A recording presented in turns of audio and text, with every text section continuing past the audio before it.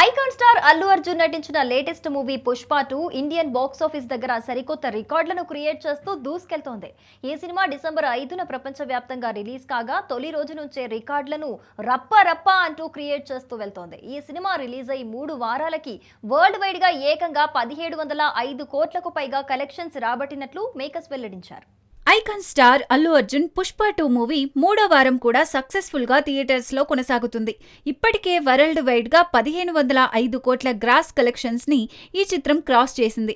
అలాగే హిందీలో కూడా 700 కోట్ల కలెక్షన్స్ కి దగ్గరగా ఈ మూవీ వసూలు ఉన్నాయి.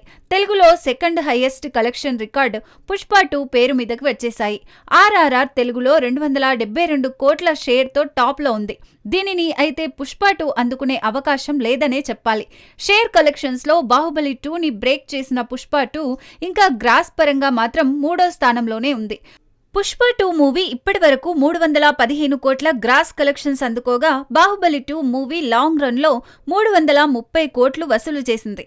పుష్ప 2 మూవీ ఆ కలెక్షన్స్ ని అందుకోగలుగుతుందనేది వేచి చూడాలి. హిందీలో పుష్ప 2 మూవీ 650 కోట్లకి పైగా గ్రాస్ కలెక్షన్స్ ని క్రాస్ చేసింది. ఓవర్సీస్ మార్కెట్ లో కూడా ఈ చిత్రం $30 మిలియన్ కి పైగా వసూళ్లని అందుకుంటుందని టాక్. ఈ సినిమాతో icon star Allu Arjun market range ఇప్పటికే పెరిగిపోయింది.